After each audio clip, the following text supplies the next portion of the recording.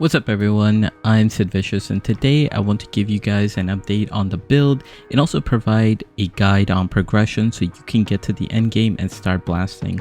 Currently DPS feels great and I only need about 25k tooltip DPS for Zesh 3 and King of the Mist 3. I also did one simulacrum, so in this video I'll show you the exact gem links and how I gain power through trade, my deflection plus evasion setup, yes it's pretty good, gear progression, and my loot filter logic, and also talk about a cheaper way to craft bows. Fubgun made a really good video on bowcraft, but the method is too expensive now, so I'll show you an alternative. Let's start with the gems, and this is the exact setup I'm using right now with a couple of optional swaps for bosses. So for my lightning arrow, I have elemental armament 2, keep it at level 2, level 3 is conditional, rapid attacks 2, same as the first one, it's just conditional for attacks 3, charge shots 2, lightning attunement, and innervate. And for bossing, I swap out chain and I just kind of leave chain in my bow shot, and then I kind of swap them out if I need more single target DPS. For my lightning rods, I'm using elemental armament 2, elemental focus, deliberation. Now this gives us a movement penalty, but for the most part the damage is really good, so I keep this. It hasn't affected too much of my gameplay. And then I use lightning attunement and I end up using execute. Now this, you can swap it out for stoicism if you don't really dodge that much, or you could do charge shots. And then for barrage, I have rapid casting 2. Now this gives us cast speed, and barrage is actually a spell, so it just makes it so that you cast barrage much faster. And then also on top of that, cooldown recovery too. Now to talk about our aura real quick, we have Herald of Thunder. I use elemental armament and elemental focus, it just gives us more damage.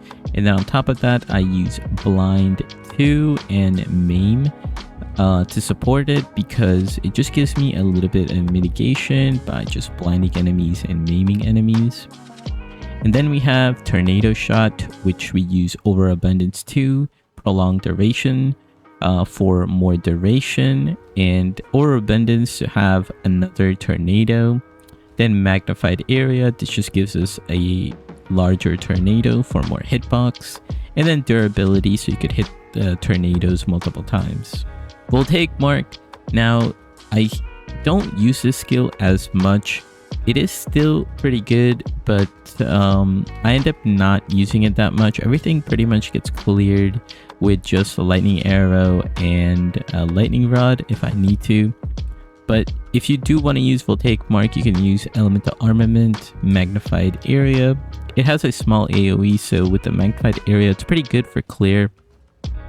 And then commensurate, now this is pretty good to kind of give us a shock cleanse. Again, I usually don't end up using this, but you could like cleanse shock on yourself by applying voltaic mark and shocking the target. Freezing salvo, now this skill is sort of like a legacy button. I don't really use this that much, but if I were to use it, I would use consecrated area. I feel like the projectiles go a little too far off now, so consecrated area just makes it so they're more consecrated, and it gives us more damage on top of that. Projectile acceleration, just so that they go out a little bit faster. Like I said, I don't use freezing salvo that often or at all anymore. It's just kind of there. Now to talk a little bit about my last two spirit setups, I still use a companion with haste aura. It doesn't matter which companion it is, as long as it's haste aura. And the main thing you want to use is Brutus Brain. Now Brutus Bane basically means your minions don't take any damage and they cannot deal any damage. So this will have it so that you have your companion up permanently. And you could also put on loyalty on top of that. There was a patch for how Brutus Brain work with the helmet that does similar to what loyalty does. So this might actually get patched pretty soon. If it doesn't, then you pretty much have a 10% damage reduction, because your companion will take the 10% damage from you before you take the damage. And then I like to use Wind Dancer. Wind Dancer just gives me a lot of evasion. And to put on top of this, I use Magnified Area for just more area of effect. The way Wind Dancer works is if it gets hit, you trigger Gale Force and then you knock back enemies. So this is just like a bigger AoE for the knockback. And then I use Blind and Maim, same as Herald of Thunder, to just create some more mitigation. Now, the other thing you can use here is the Roa mount. Roa mount is a faster, it just gives you a little more movement speed and makes the gameplay smoother. But I'm pretty much a dodge heavy player and I don't want to get used to the Roa. So this is my setup. And in this setup, I also get more evasion. Now, in order for Wind Dancer to fit in, you kind of need a little bit of Spirit. And I don't have Spirit on my amulet. I only have it on the implicit slot. So it's in my Solar Amulet implicit. And you don't need too much Spirit to actually utilize Wind Dancer. So that's pretty nice. So just make sure you have the Solar Amulet base and then you can use Wind Dancer as well. Okay, now to talk about some gear progression. So post-campaign, your first thing is just going to be prioritizing res. Then you can go into life and evasion and then deflection rating. That's sort of like what I started adding onto my stats. So primarily for helmet, chest, and boots, you want to prioritize getting just your res cap taken care of. And then you want to move into life and evasion. Try to get as much as that possible, and then from there gain deflection rating equal to a % of your evasion, which is really nice. I really like deflection. So far the gameplay has been pretty good with it. To talk a little bit about the boots as well, for boots you want to really prioritize movement speed first and then go for res and life. If you're having issues with getting a res cap, try to look for your other gear slots for more res. Such as your belt, for example. You could get some more res on your belt and some life. Now, the belt that I like to use is actually the utility belt, and this just applies the flask instantly, or 20% of the flask is applied instantly. This is really good because sometimes when you're running around and you trip and fall, you don't really have anything you could do. And with this belt, you could just spam your life flask and you will not die, which is very good. The next thing to go over are my rings and amulet.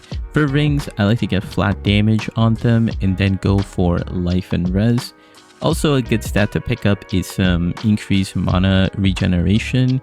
This is going to be very helpful because we do run out of mana pretty quickly, and this is one way to solve it. As for our amulet, we like to go +2 to all projectile skills, just going to give us more damage, and then focus on life, resist, and that's pretty much it. For the anointment on the amulet, I went with Killer Instinct. If I could, there you go, Killer Instinct, which just gives us attack damage while on full life, and then a little more attack damage when we're on low life. Since we're doing evasion, pretty much most of the time we are on full life. Next thing is the gloves. Now the gloves are, again, you want to focus on flat damage first and then go for life and evasion, and then resistance. And if you have extra currency, or you get some good crafting done, you could also look for a deflection rating equal to evasion. Now to cover the quiver and bow, the quiver, you're just looking for flat damage again. Any type of elemental flat damage is going to be good. Increased damage with bow skills is good, and then +2 to all projectile. If you do switch over to the crit variation, then you're gonna need some crit chance and crit damage as well, but that's something for much later. As for the charm slots, I like to use the frozen immunity charm. This is just good because freezing and being frozen is just very feels bad.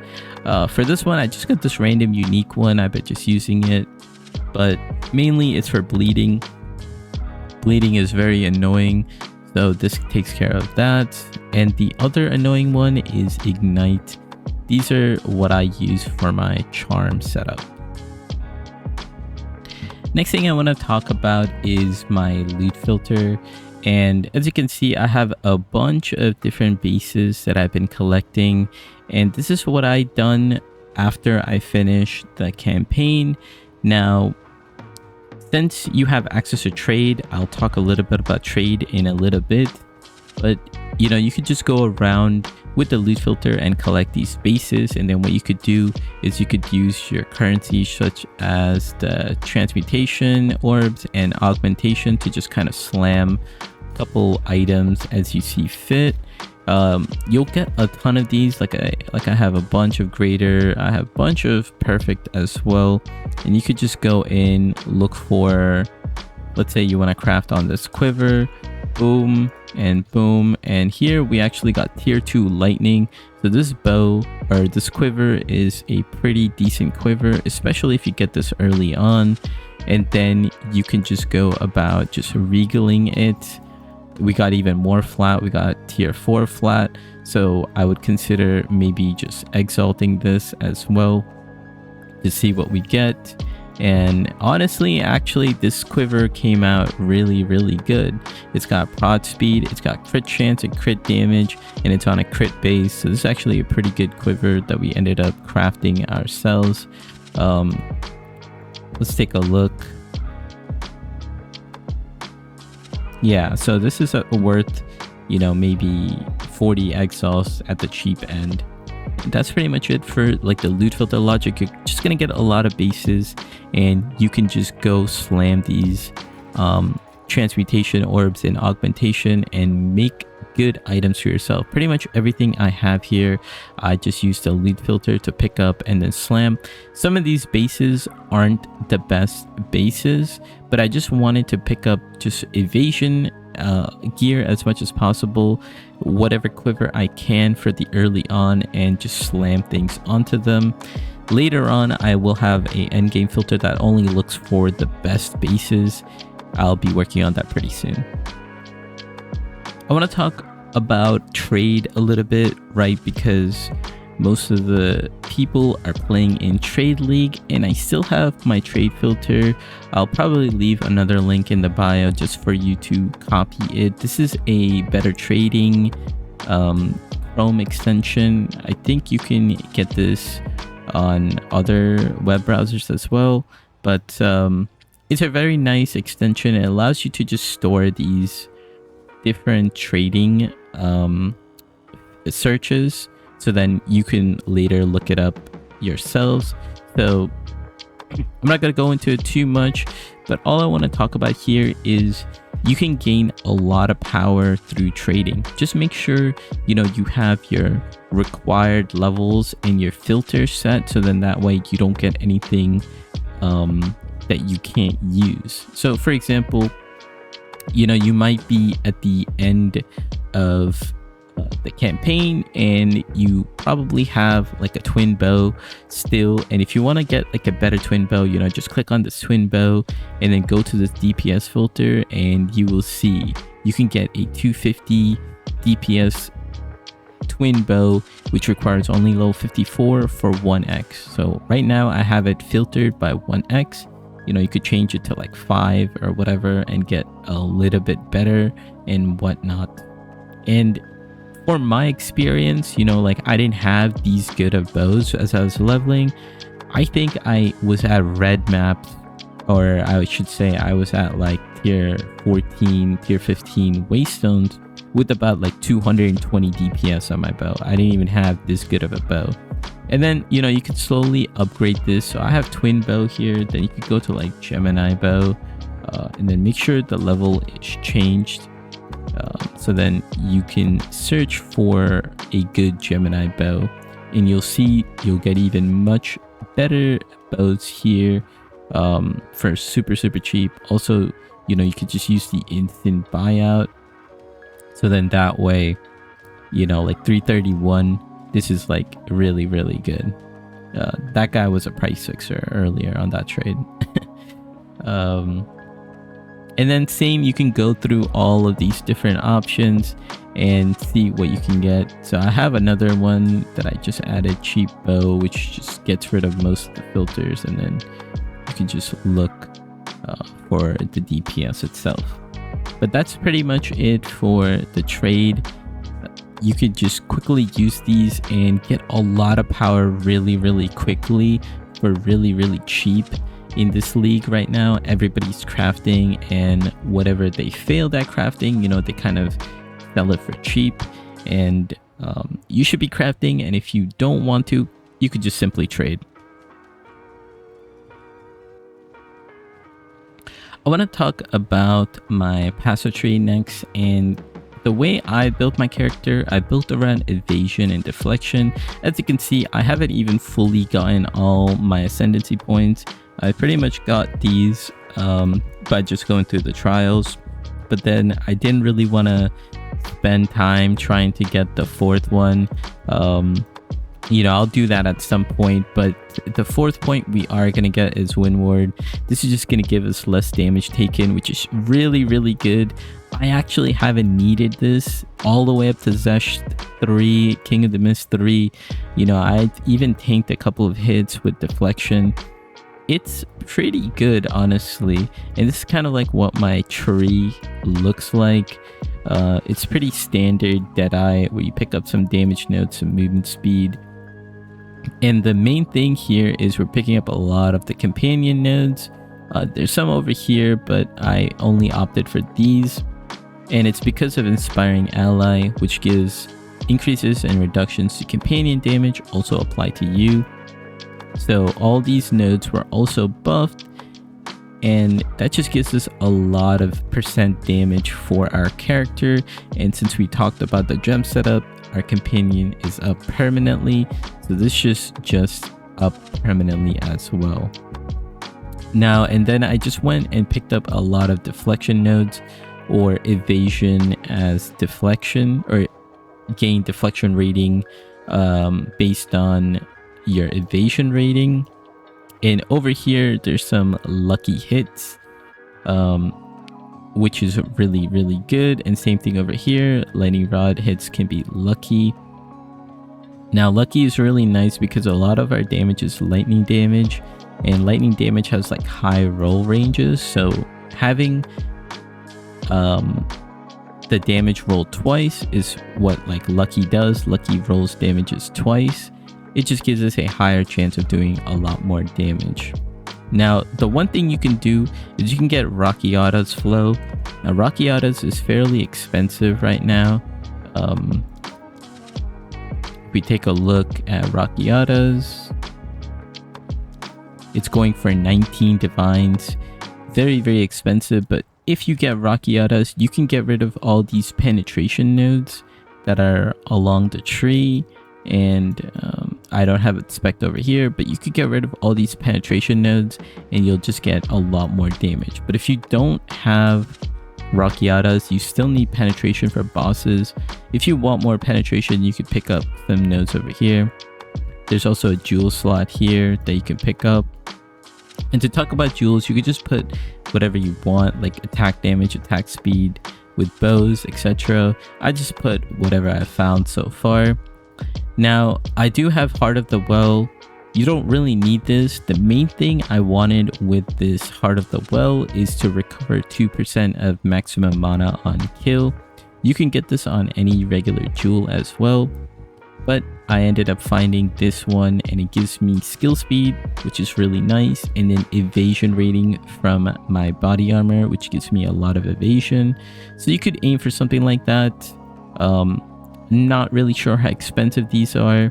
They're kind of, I bought this, I actually dropped one, and then I ended up looking for one similar to what I found, and this is what was like super cheap at the time. And that's pretty much it for like the passive tree. Deflection is pretty good. Like right now I have 67% evasion and I have 67 estimated chance to deflect, and our prevention is pretty much half, like 49%. Now with tailwind, so the way our character works is like with tailwind, we get a ton of evasion. Once we stack up tailwind to 10, we get 73, and effectively we have 72% chance to deflect. I also have where if I roll, I get a little more evasion, so that's really nice as well. That's just because on my passive tree I path it this way to pick this node over here, and I dodge a lot, so that's just how I like to play. And you could try it out, or you could try out the raw amount, and then you don't have to get this. You can either path this way, or you could path from the starting of the tree and pick up these movement speed nodes as well. Alright, the final thing I want to talk about here is crafting your endgame bow. Now, there are a couple different ways to go about doing this, and Fubgun and his stream discovered this tech one of the days, and then he made a video on it. And the crafting method is fairly expensive, but I'm going to show you a way where you can do it a little bit cheaper. So starting with our loot filter, so the loot filter will pick up Gemini bows as you start progressing through the Waystone. Once you get to tier 14, you should start seeing them on the ground, and you can pick them up. What you are looking for is to pick up as many of these bows as possible, and then you want to use your perfect orb of transmutation and perfect orb of augmentation to turn the normal bows into magic bows. And if they are, for example, magic already, then use your orb of augmentation to get a second stat. So the suffix doesn't matter when we are crafting these types of bows. All we're looking for is prefix. So here are some of like my failed ones, right? So I just keep slamming them. I didn't get anything good. And then here are some of my good ones. So for example, here I got flat cold damage, flat fire, flat lightning, and over here I hit like flat physical. Now the main thing is to hit one of these flat damages, and what we care about from here is to then go use an essence. So we would need to use essence of abrasion, which, let me grab one real quick. We would need to go grab a essence of abrasion, and then once we have our flat damage on the elemental ones, we would use a greater essence of abrasion. This would add flat physical damage. And the bows with the physical damage, what you would do is you would add greater essence of electricity. You want to get lightning damage. The other stats are not as good as lightning damage, but if you do get them, they're still good. Any type of elemental damage is going to give overall DPS to your bow. Just to show as an example, here we have one of the bows. We have lightning damage tier 2 on here, and then the suffix, it doesn't really matter. So for this one, since it's elemental damage, we're going to use greater essence of abrasion, and boom, we put on flat physical. Now this becomes a rare bow. And then our next step is to use a Omen of Sinistral Necromancy. Now what this does is when you have it active just like this, we can only add prefix from our desecration, and what we're going to use is a preserved jawbone. So the preserved jawbone works on a rare weapon or quiver. In our case, it's a bow, and since we only have one more prefix slot, this is gonna add a prefix slot to our bow, just like that. As you can see, that we have the 2 flat damage on top, and then we have a desecration reveal to do. Now the next step to go from here is to use an Omen of Echoes. I like to use this Omen of Echoes. Now if you're wanting to do this for cheap, you would skip this process completely, you would instead use you would just go and reveal. But I think it's really good to use this. It gives you another chance because there's not too many bow bases. But if you don't want to spend this, since it is getting around like 40 exalts range now, for the cheap version you would not have this omen active. You just throw in your bow and you click reveal. These are the stuff that you got, and you're really looking for a high percent fizz damage. You want to get above like 120 basically. So we didn't hit it, but since we had the omen, we could re-roll, and we didn't hit it again. So this bow is basically incomplete. Now, for the cheapest way to go about doing this, right, if you have your incomplete bows, you can just kind of keep them away. Like I do. I just kind of have them like, these are all my incomplete bows, so I just kind of keep them away, and I just grab a new bow and continue trying to hit something else. If you want to recover from a bad desecration mod, what you want to do is use an Orb of Annulment plus Omen of Light to guarantee removing that desecrated mod safely. Then jawbone again, and then repeat this cycle until you get what you want. Now this is where it's expensive, right? Because the Omen of Light is now reaching 1.5 divs, and it's going all the way up to like 2 divs. And the Orb of Annulment is also expensive, and then you would also have to use another Orb of Echo so you could get 2 rerolls. And as you can see, this process is very expensive. For the final step, you are going to use Perfect Essence of Battle, and what this will do is it will only remove a suffix and add a +4 to your bow, and you'll have a finished bow looking like this.